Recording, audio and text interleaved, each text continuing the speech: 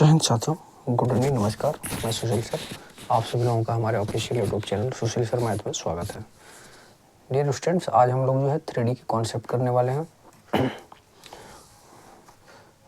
3D से संबंधित जितने भी महत्वपूर्ण सूत्र हैं उन सभी सूत्रों को इस वीडियो में हम लोग कवर करेंगे। तो देखिए, ये मैंने एक्स एक्सिस दिखाया है, वाई एक्सिस और ये जेड एक्सिस। यहाँ पर कोई पॉइंट ए है 3D में, x1 y1 z1, another points x2 y2 z2। तो डिस्टेंस बिटवीन ए बी, तो ए बी के बीच का डिस्टेंस कैसे निकालते हैं? Root over x2 minus x1 का square plus y2 minus y1 का square plus z2 minus z1 का स्क्वायर। ये है दो बिंदुओं के बीच की दूरी निकालने का फार्मूला, यदि कोई पॉइंट 3D में है तो। इसमें जो है अंतः विभाजन के लिए फार्मूला बनता है। अगर ए और बी कोई दो पॉइंट्स हैं, x1 y1 z1 और x2 y2 z2, और m और n रेशियो में इसे डिवाइड किया जा रहा है, ठीक है, तो इंटरनली अंतः विभाजन है ये। तो ये आर के जो कोऑर्डिनेट मिलते हैं x यम x2 plus n x1 upon m plus n, और y के जो कोऑर्डिनेट मिलते हैं यम y2 plus n y1 upon m plus n, और z के जो कोऑर्डिनेट मिलते हैं यम z2 plus n z1 upon m plus n। इसी प्रकार से बाहता का भी कंडीशन बनता है बाहता स्थिति में। तो ए बी और दो पॉइंट्स हैं जिनके कोऑर्डिनेट x1 y1 z1 है, और इनके कोऑर्डिनेट बी पॉइंट्स के x2 y2 z2 हैं, और इसे मान लिया गया है m1 और m2 रेशियो में डिवाइड कर रहा है एक्सटर्नली r बिंदु पर, जिसके कोऑर्डिनेट क्या है x y z है। तो x कोऑर्डिनेट का जो फार्मूला होता है m1 x2 minus m2 x1 upon m1 minus m2, और y कोऑर्डिनेट के लिए जो फार्मूला बनेगा m1 y2 minus m2 y1 upon m1 minus m2। इसी प्रकार से z के लिए z equal to m1 z2 minus m2 z1 upon m1 minus m2 बनेगा। अब अगला हम लोग इसमें पढ़ने वाले हैं कि डायरेक्शन रेशियो क्या होता है। तो डायरेक्शन रेशियो के लिए मैं फिगर बना रहा हूँ, फिगर से क्लियर होगा। जैसे ये मान लीजिए एक्स एक्सिस है, वाई एक्सिस और ये जेड एक्सिस है। कोई लाइन पास हो रहा है इस प्रकार से, ए और बी पॉइंट्स है, ठीक है ना, दो पॉइंट्स होकर के लाइन पास हो रहा है। तो ए के जो कोऑर्डिनेट है x1 y1 z1 है, मान लिया गया है। बी के जो कोऑर्डिनेट है x2 y2 z2 है। तो इनके जो डी आर होते हैं वो क्या होते हैं? डी आर को एक्चुअल में ए बी और सी से रिप्रेजेंट किया जाता है, ठीक है। डायरेक्शन रेशियो को डी आर बोलेंगे हम लोग, डी आर को ए बी और सी से रिप्रेजेंट किया जाता है। बेसिकली ये डी आर होते क्या हैं? इनके कोऑर्डिनेट्स का डिफरेंस होता है। जैसे ए को हम लिख सकते हैं x2 माइनस x1, बी को लिखा जा सकता है y2 माइनस y1, और सी को लिखा जा सकता है z2 माइनस z1। तो ये इसे डी आर हम लोग बोलते हैं। अगर कोई दो कोऑर्डिनेट पता है तो उनका डी आर बहुत आसानी से हम लोग निकाल सकते हैं। अब इसमें कुछ कंडीशन बनता है, जैसे उस कंडीशन क्या बनता है मैं आपको बता दूं। अगर दो लाइन मान लीजिए एक दूसरे के पैरेलल हैं, if any two lines are parallel, अगर कोई दो लाइन एक दूसरे के पैरेलल है, सपोज एक लाइन ये है L1 और एक दूसरी लाइन है L2, तो दो लाइन जब पैरेलल होती है तो जी इनके डी आर होते हैं। जो फर्स्ट लाइन का डी आर होगा ए कामा बी कामा सी होगा, और सेकंड लाइन का भी जो डी आर होगा ए बी सी ही होगा। डी आर इनके सेम होते हैं।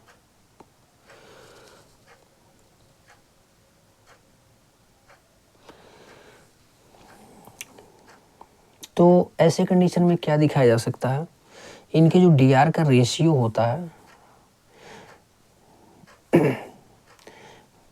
यहाँ पर मैंने क्या माना है, लाइन फर्स्ट माना है।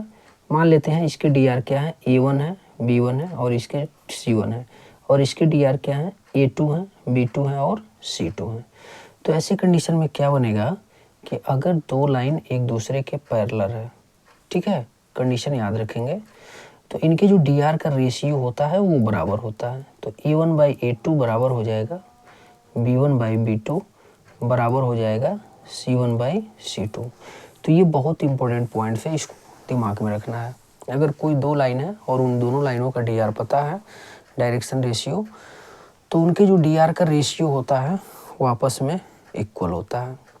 अगर मान लीजिए यही कंडीशन परपेंडिकुलर का बन रहा है, मतलब L1 परपेंडिकुलर टू L2, मतलब L1 लाइन L2 पर 90 डिग्री का एंगल बना रहा है, तो ऐसे कंडीशन में क्या होता है, डी आर का जो मल्टीप्लाई होता है अर्थात A1 A2, डी आर के मल्टीप्लिकेशन का जो सम होता है A1 A2 plus B1 B2 plus C1 C2, ये किसके बराबर होता है, 0 के बराबर होता है। तो ये बहुत ही बेहतरीन कॉन्सेप्ट है आपको समझने के लिए।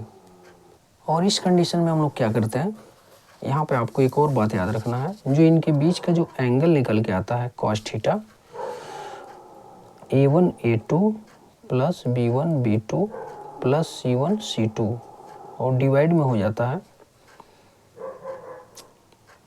A1 square plus B1 square plus C1 square, इसी प्रकार से A2 square plus B2 square plus C2 square. तो ये कुछ फैक्ट्स हैं आपको दिमाग में रखना है डायरेक्शन रेशियो में। 2 पॉइंट्स पता है, if any 2 points are given x1 y1 z1 and x2 y2 z2, तो डी आर को बेसिकली रिप्रेजेंट किया जाता है ABC से, और डी आर कैसे निकाला जाता है, A बराबर B बराबर C बराबर आपको पता है, ठीक है। अब मैंने एक कंडीशन में बताया कि अगर मान लीजिए लाइन L1 है, ये लाइन क्या है L2 है, इनके D R A1 B1 C1 है और इनके D R A2 B2 C2 है, तो दोनों लाइन यदि पैरेलल है तो इनकी जो डी आर का रेशियो होगा वो आपस में बराबर होता है। अगर परपेंडिकुलर का केस बन रहा है तो ये कंडीशन दिखाएंगे। अगर इन दोनों के बीच का, दो लाइनों के बीच का अगर हमें कोण ज्ञात करना है तो कास थीटा, तो A1 A2 plus B1 B2 plus C1 C2 root over A1 square plus B1 square plus C1 square, और यहाँ डॉट है, और अंडर द रूट में A2 square plus B2 square plus C2 square. इसके बाद हम लोग समझते हैं अति महत्वपूर्ण टॉपिक है डायरेक्शन कोसाइन, दिक् कोज्या। डायरेक्शन कोसाइन क्या होता है, तो डायरेक्शन कोसाइन को समझने के लिए हम लोग इसका फिगर समझते हैं। ये लाइन x एक्सिस को रिप्रेजेंट कर रहा है, ये y एक्सिस को, और ये लाइन जो है z एक्सिस को रिप्रेजेंट कर रहा है। सपोज कोई यहाँ पे P पॉइंट्स है, तो ये जो P पॉइंट्स है x एक्सिस के साथ जो कोण बनाएगा, सपोज अल्फा कोण बना रहा है, y एक्सिस के साथ जो कोण बनाएगा सपोज बीटा कोण बना रहा है, और z एक्सिस के साथ जो कोण बनाएगा सपोज गामा एंगल रिप्रेजेंट कर रहा है, ठीक है। तो इन्हीं का जो कास होता है वही DC होता है, डायरेक्शन कोसाइन होता है। तो डायरेक्शन कोसाइन को बेसिकली L M N से रिप्रेजेंट किया जाता है। तो L का जो फार्मूला आता है कास अल्फा आता है, M का जो फार्मूला आता है कॉस बीटा आता है, और N का जो फार्मूला आता है कास गामा आता है। तो एक बार पुनः आपको बता दूं डायरेक्शन कोसाइन क्या होते हैं। x अक्ष के साथ, y अक्ष के साथ और z अक्ष के साथ कोई बिंदु यदि 3D में जो एंगल बनाता है उसी एंगल का जो कास होता है वही क्या होता है, DC होता है, डायरेक्शन कोसाइन होता है। और L को कास अल्फा लिखते हैं, M को कास बीटा और N को कास गामा, यानी अल्फा बीटा गामा यदि पता है तो DC निकाल सकते हैं। L M N, L M N ही क्या है, DC है। यहाँ पे आपको एक कंडीशन याद रखना है, जो L स्क्वायर होता है और जो M स्क्वायर होता है और जो N स्क्वायर होता है, इसका सम का, स्क्वायर का जो सम होता है वो कितना होता है, 1 होता है। बहुत ही महत्वपूर्ण फार्मूला है। इसके बाद हम लोग रिलेशन समझते हैं कि रिलेशन क्या होता है। Relation between DR and DC। जो DR और DC में रिलेशन क्रिएट होता है वो क्या रिलेशन होता है। तो मैं आपको रिलेशन बना के दिखा रहा हूँ। अभी हम लोगों ने लिखा है L M N से रिप्रेजेंट किया जाता है DC को, तो जो L बाई ये होता है वो बराबर M बाई B बराबर होता है N बाई C, और इसे मान लेते हैं कि इसके इक्वल K के इक्वल। तो L का यहाँ मान जो निकल के आता है A का K से मल्टीप्लाई हो जाएगा, A K आएगा। इसी प्रकार से M का मान B का मल्टीप्लाई K में हो जाएगा, B K आ जाएगा, और N का मान जो आ जाएगा वो सी के आ जाएगा। तो यल एम एन का मान हम लोगों ने फाइंड कर लिया। अब हमें पता है L square M square N square 1 के इक्वल दिखाना है। तो हम लोग देखते हैं L square plus M square plus N square. तो यल का मान क्या है, ए के है, ठीक है। तो क्या हो जाएगा, ए स्क्वायर के स्क्वायर। इसी प्रकार से यम का मान देखिए क्या है, बी के है, क्या हो जाएगा बी स्क्वायर के स्क्वायर। एन का मान क्या है, सी के है, तो सी स्क्वायर के स्क्वायर। यहाँ से आप के स्क्वायर कॉमन कर सकते हैं, तो A square plus B square plus C square, ये वैल्यू मिल गया।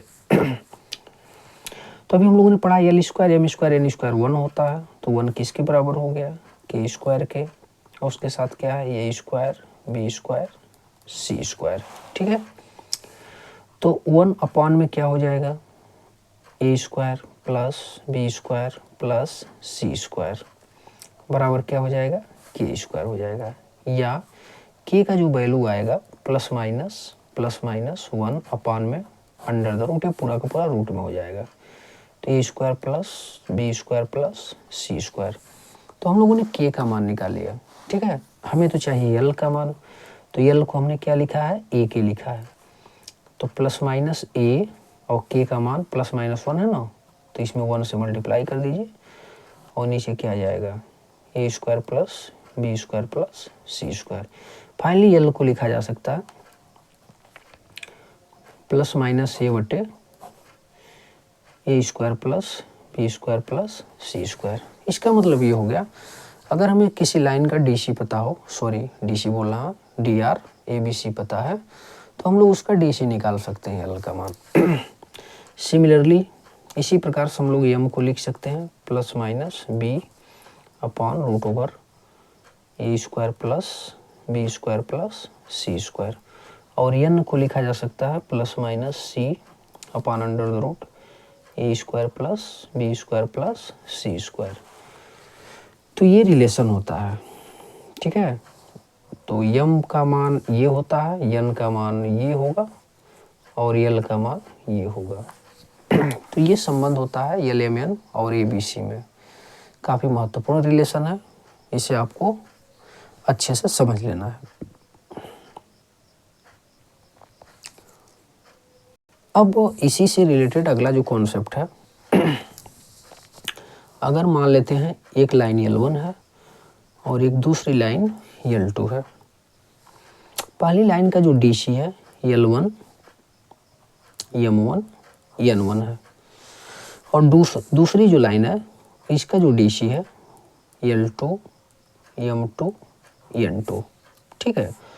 तो पहले कंडीशन में देखिए, यदि L1 पैरेलल है L2 लाइन के, तो क्या रिलेशन होगा, L1 और L2 का जो रेशियो है, M1 और M2 का जो रेशियो है, N1 और N2 का जो रेशियो है, ये आपस में क्या होंगे, इक्वली होंगे, ठीक है। सेकंड कंडीशन ये होता है इसमें, इफ L1 line perpendicular to L2 line, तो L1 L2 plus M1 M2 plus N1 N2, इनके मल्टीप्लिकेशन का जो ऐड होगा वो क्या होगा, 0 के बराबर होगा, ठीक है। तो ये कंडीशन भी आपको अच्छे से समझना है, यानी दो लाइन एक दूसरे के लंबवत हैं, तो L1 L2 plus M1 M2 plus N1 N2 बराबर किसके होगा, 0 के। और पैरेलल के कंडीशन में दो लाइन एक दूसरे के समांतर है, तो ये कंडीशन होता है इसमें। अभी मैंने पिछला वीडियो ऐसे ही बताया, सॉरी पिछले कुछ समय पहले ऐसे ही दो लाइन था और उसका मुझे क्या पता था, डी आर पता था, A1 B1 C1 और A2 B2 C2, तो वो भी कुछ ऐसे ही केस बना था, तो उसे भी आपको दिमाग में रखना है। ये जो फार्मूला है काफ़ी महत्वपूर्ण फार्मूला है और इसको बहुत अच्छे से समझना है। क्या बोला है, to find the equation of line passing through a given points and parallel to a given vector. कोई एक वेक्टर दिया होगा किसी एक लाइन के पैरेलल, तो हम लोग फिगर पहले बनाते हैं, एक्स एक्सिस वाई एक्सिस और ये क्या है, जेड एक्सिस है। कोई लाइन पास हो रहा है, मानते हैं ए पॉइंट से, जिसके कोऑर्डिनेट क्या है, मान लेते हैं ए पॉइंट के कोऑर्डिनेट x1, y1 और z1 है। इनका पोजीशन वेक्टर क्या है, ए को स्मॉल ए से सपोज कर रहे हैं, और इसी पे कोई वेरिएबल पॉइंट्स आर है x y z। इसका जो पोजीशन वेक्टर है स्मॉल आर है। पोजीशन वेक्टर की मदद से हम लोग इसको वेक्टर फॉर्म में भी लिख सकते हैं, एक्स आई कैप प्लस वाई जे कैप प्लस जेड के कैप, और ये पोजीशन वेक्टर ए है, तो x1 I cap plus y1 J cap plus z1 K cap, इस प्रकार से लिखा जा सकता है। अब इसी के पैरेलल कोई एक दूसरा वेक्टर दिया है, मान लेते हैं सपोज बी वेक्टर है,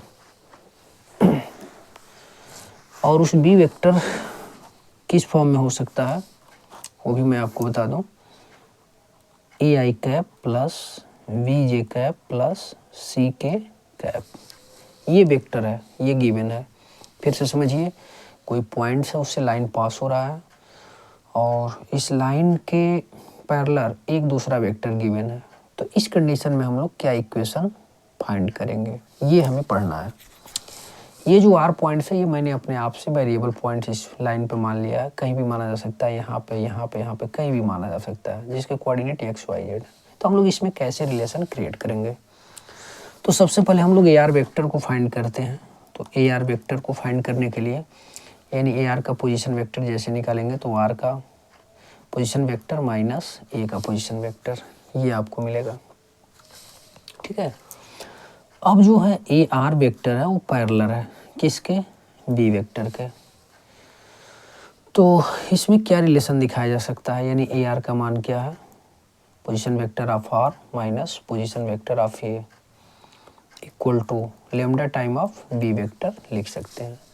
क्योंकि यदि कोई दो लाइन एक दूसरे के पैरेलल है तो एक वेक्टर दूसरे का लेमडा टाइम दिखाया जा सकता है, ठीक है ना। अगर कोई दो लाइन एक दूसरे की पैरेलल है तो एक वेक्टर दूसरे वेक्टर का लेमडा टाइम होता है, तो ये हो गया। यहाँ से हम लोग रिलेशन क्रिएट करेंगे, तो position vector of R equal to A plus lambda time of B vector, ये एक महत्वपूर्ण रिलेशन हमको मिला। इसका मतलब ये है कि यदि कोई लाइन पास हो रहा है किसी एक पॉइंट से और उसके पैरेलल कोई एक दूसरा वेक्टर दिया है, तो उसमें जो रिलेशन बनता है ए में, आर में और बी में, वो ये रिलेशन होता है। अब इसको हम लोग जो है वेक्टर फॉर्म में अच्छे से लिखा जा सकता है, वेक्टर फॉर्म। तो वेक्टर फॉर्म में कैसे लिखेंगे इस सूत्र को, position vector of R, A को भी मैंने क्या कहा, ए का पोजीशन वेक्टर क्या दिया है, x1 I cap plus y1 J cap plus z1 K cap, ठीक है, ये हो गया। प्लस लेमडा, बी का जो पोजीशन वेक्टर दिया है वो क्या दिया है, A I cap plus B J cap plus C K cap, ठीक है। तो ये वेक्टर फॉर्म है। अब हमें जो है इस वेक्टर फॉर्म से कार्टेशियन फॉर्म को शो करना है, कार्टेशियन फॉर्म। तो कार्टेशियन फॉर्म में कैसे इसको बनाएंगे, तो एक्चुअल में जो ये x1 y1 और कार्टेशियन फॉर्म कैसे रिलेशन क्रिएट किया जाएगा, तो यह जो x1 है और ये जो y1 है और ये z1 है, ये a ही होते हैं, ये पॉइंट्स हैं, ठीक है ना। और यह जो ए बी सी है इसका डी आर है, बी वेक्टर का डी आर है ए बी सी, इस बात को हमेशा दिमाग में रखना है। तो कार्टेशियन फॉर्म जब हम लोग बनाएंगे तो x माइनस ये जो पॉइंट, ये जो स्केलर कंपोनेंट दिख रहे हैं आई जे के, इनको सब्सट्रैक्ट कर लिया जाएगा, x माइनस x1, और ये जो डी आर का रेशियो है ए बी सी, इससे डिवाइड कर दिया जाएगा ए, ठीक है, बराबर y माइनस y1 बटे क्या हो जाएगा b, बराबर z माइनस z1 बटे c। तो ये काफ़ी महत्वपूर्ण फार्मूला है। तो कार्टेशियन फॉर्म से वेक्टर फॉर्म बना सकते हैं। लेमडा के साथ यही आई जे के साथ लिख दीजिए, ए बी सी के साथ, और ये जो x1 y1 z1 है इनके अपोजिट साइन के साथ आई जे के साथ लिख दीजिए। तो इस प्रकार से वेक्टर फॉर्म भी प्राप्त किया सकता है। तो वेक्टर फॉर्म से कार्टेशियन फॉर्म और कार्टेशियन फॉर्म से वेक्टर फॉर्म बहुत ज़्यादा इंपॉर्टेंट है, इसको अच्छे से समझ लीजिए।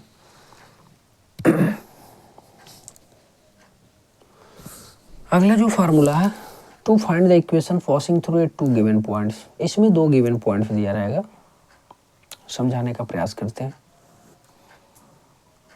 एक्स एक्सिस, वाई एक्सिस और जेड एक्सिस लाइन पास हो रही है और दो पॉइंट्स दिया है। ए में दिया है, मान लेते हैं सपोज x1 y1 और z1, एंड उधर B points x2 y2 z2।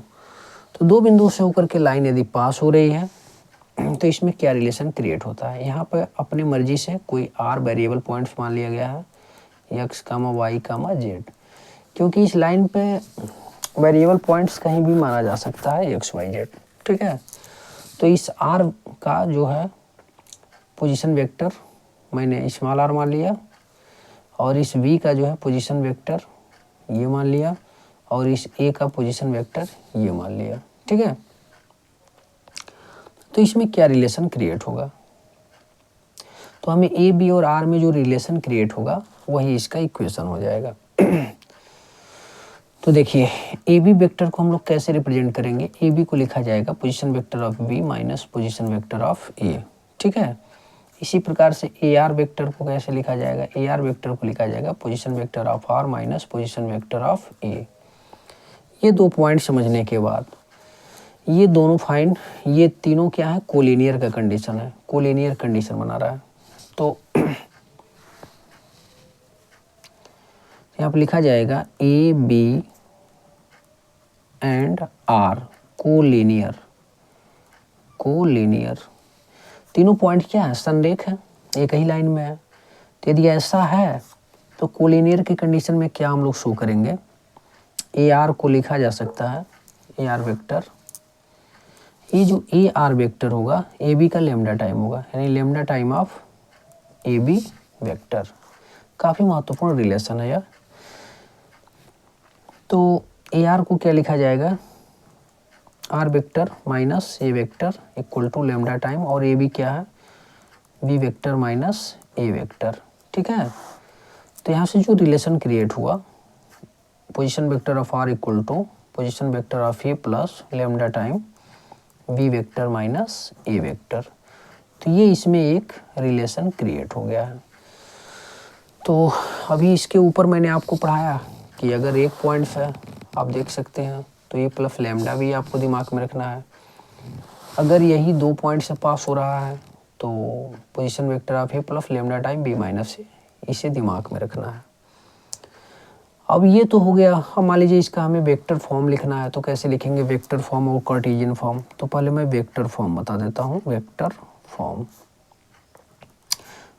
Position vector of R A को लिखा जा सकता है, पोजीशन वेक्टर ए कैसे लिखा जाएगा, x1 I cap plus y1 J cap plus z1 K cap, और लेमडा के साथ बी वेक्टर का, बी में से ए वेक्टर घटाएंगे तो x2 माइनस x1 के साथ क्या हो जाएगा, आई cap plus y2 minus y1 के साथ जे कैप, और प्लस z2 माइनस z1 के साथ क्या हो जाएगा, के कैप हो जाएगा।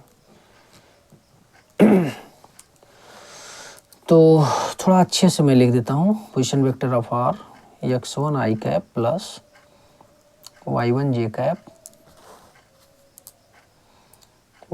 Cap plus z1 K cap. x1 y1 z1 आई जे के साथ लिख देना और कुछ नहीं करना है, और लेमडा के साथ, और यहाँ पे x2 माइनस x1 के साथ आई cap plus y2 minus y1 के साथ जे cap plus z2 minus z1 के साथ के कैप।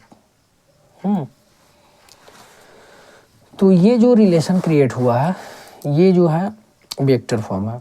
अब हम लोग इसका कार्टेशियन फॉर्म कैसे लिखेंगे, तो कार्टेशियन फॉर्म काफ़ी मोस्ट इम्पोर्टेंट है, कार्टेशियन फॉर्म भी। तो x में से यही जो x1 y1 z1 है इसको घटा लीजिए, x माइनस x1, और dr, ये जो dr है ये एक्चुअल में dr ही होता है, x माइनस x1 एक प्रकार से क्या है, dr है। यहाँ पे देखिए ये r पॉइंट से b पॉइंट्स को घटाए थे, x में से x2 को घटाइए, या y में से y2 को, या z में से z2 को। वैसे ही x में से x1 को घटाइए तो ये AR जो मिलेगा ये एक प्रकार से क्या है, यहाँ पे देखिए x में से x1 को घटाइए तो इन दोनों के कोऑर्डिनेटों का अंतर वही तो होता है dr, तो वही यहाँ पे काम किया गया है। तो x माइनस x1 और ये होते हैं dr, y2 minus y1, x2 minus x1 और z2 माइनस z1। तो ये जो dr होते हैं इनको यहाँ पर नीचे लिख लिया जाता है, x में से ये जो पॉइंट होते हैं घटा के लिखा जाता है। वही काम मैंने ऊपर भी किया है, यहाँ पे देखिए पहले वाले फार्मूले में x में से ये जो पॉइंट दिया गया है x1 घटाया गया है और ये dr से डिवाइड किया गया है, तो वही काम इसमें भी हो रहा है। वही काम x माइनस x1 घटाइए और dr से भाग करिए, तो x2 माइनस x1 बराबर y माइनस y1 बटे y2 माइनस y1 और z माइनस z1 बटे z2 माइनस z1। तो काफ़ी मोस्ट इम्पोर्टेंट रिलेशन क्रिएट हुआ है। तो आपको इसमें वेक्टर फॉर्म और कार्टेशियन फॉर्म दोनों को दिमाग में रखना है, और इसमें भी आपको वेक्टर फॉर्म और कार्टेशियन फॉर्म काफ़ी महत्वपूर्ण है। वेरी मोस्ट इम्पोर्टेंट फार्मूला है, find the angle between two line. इस पर जो है हर साल 1 या 2 क्वेश्चन पूछ लिए जाते हैं। इस कॉन्सेप्ट पे एक प्रश्न तो आएगा ही आएगा आपके पेपर में। तो 2 लाइन के बीच का एंगल हम लोग कैसे निकालते हैं, find the angle between two line. तो इसे समझने के लिए पहले आपको लाइन को समझना होगा। 2 लाइन, यह L1 है और ये लाइन क्या है, L2 है, एक दूसरे को इंटरसेक्ट किया है, इनके बीच का हमें एंगल फाइंड करना है। तो L1 का इक्वेशन कैसे दे सकता है, A1 प्लस लेमडा B1, ये मान लेते हैं इसका इक्वेशन है। अब मान लीजिए हमें इसका, ये तो हो गया वेक्टर फॉर्म, कार्टेशियन फॉर्म में भी इसका दिया जा सकता है। तो कार्टेशियन फॉर्म में x माइनस x1 अपान में क्या देगा, A1 देगा, और या तो फिर ऐसे देगा y minus y1 upon B1 और z minus z1 upon C1। तो या तो फिर लाइन आपको ऐसे वेक्टर फॉर्म में मिल जाए या तो फिर इस फॉर्म में मिल जाए। इसी प्रकार से दूसरे लाइन का इक्वेशन जो है A2 प्लस म्यू टाइम मान लिया गया B2 है, कुछ इस प्रकार से दिया है। तो इसके लिए मतलब लाइन का इक्वेशन कैसे देगा, x minus x2 upon A2 बराबर y minus y2 upon B2 और z minus z2 upon C2। Actual में जो A2 B2 C2 है यही dr है, और ऊपर वाला भी dr है। dr का रेशियो इक्वली दिखाया गया है, ठीक है। तो दोनों फॉर्म में दिया जा सकता है, इस फॉर्म में भी आपको इक्वेशन मिलेगा, इस फॉर्म में मिलेगा, या तो लाइन के फॉर्म में मिलेगा, तो वेक्टर या तो फिर लाइन। हाँ, एक चीज़ और बता देते हैं, मान लीजिए अगर यहाँ पे पोजीशन वेक्टर r को लिखे हैं हमने A1 और लेमडा B1, तो A1 का मतलब क्या है, A1 का मतलब x1 y1 और z1 जो पॉइंट्स है उसी को yj के साथ लिख दीजिए। तो इस प्रकार से भी लिखा जा सकता है x1 i cap plus y1 j cap plus z1 k cap. Vector को साथ उनके पॉइंट को i j k कैप के साथ लिख दीजिए, हो जाएगा प्लस लेमडा। b1 वेक्टर हो जाएगा आपका a i cap plus b j cap plus c k cap. तो ये फर्स्ट लाइन के लिए है, पहले लाइन के लिए यहाँ मैं लिख दे रहा हूँ लाइन 1। ये लाइन 1 के लिए इक्वेशन, ये जो वेक्टर फॉर्म में है इसको ऐसे भी लिख सकते हैं। इसी प्रकार से लाइन 2 के लिए भी आप लिख सकते हैं x2 i cap plus y2 J cap plus z2 के कैप म्यू है ना, तो म्यू के साथ लिखा जा सकता है हाँ, यह a1 b1 c1 होगा, a1 b1 c1, यहाँ हो जाएगा a2 i cap plus b2 J cap plus c2 के कैप। तो एक्चुअल में ये जो लिखा गया है are vector a1 plus lambda v1, उसी का ये रूप है। a1 प्लस लेमडा v1 को x1 i cap y1 J cap z1 K cap, आगे प्लस लगा दीजिएगा, जगह नहीं था मैंने नीचे लिखा है लेमडा a1 b1 c1। तो अब इस फॉर्म में यदि इक्वेशन दिया है तो इस फॉर्म में कैसे बनाएंगे, तो x में से यही x1 और ये y1 और ये z1 घटाया जाता है x y z में से, और ये जी a1 b1 c1 होते हैं यही dr होते हैं, तो ये नीचे लिख लिया जाता है। ठीक है, एक बार पुनः मैं रिपीट कर रहा हूँ। ऐसे इसमें देखिए इसका जो है एक वेक्टर फॉर्म ये लिखा है x2 i cap y2 z2 के कैप, ऐसे लिखा है a2 b2 c2। तो x में से क्या करना है, ये जो पॉइंट्स है आपको ये सब्सट्रैक्ट कर लेना है और ये नीचे इस पॉइंट्स को लिख देना है। तो किन्हीं दो लाइन के बीच का जो कोण निकल के आता है उसके लिए cos थीटा का जो फार्मूला होता है a1 a2 plus b1 b2 plus c1 c2 root over a1 square plus b1 square plus c1 square, इसी प्रकार से a2 square plus b2 square plus c2 square. काफ़ी महत्वपूर्ण फार्मूला है। इसी फार्मूले को हम लोग इस प्रकार से भी लिख सकते हैं cos theta b1 dot b2, दोनों वेक्टरों का अदिश गुणन और डिवाइड में दोनों का मैग्नीट्यूड b1 का और b2 का। ठीक है, तो चाहे इस फॉर्म में लिखिए चाहे इस फॉर्म में, दोनों तरीके से आप एंगल क्रिएट कर सकते हैं। इसमें कुछ महत्वपूर्ण बिंदु आपको दिमाग में रखना है।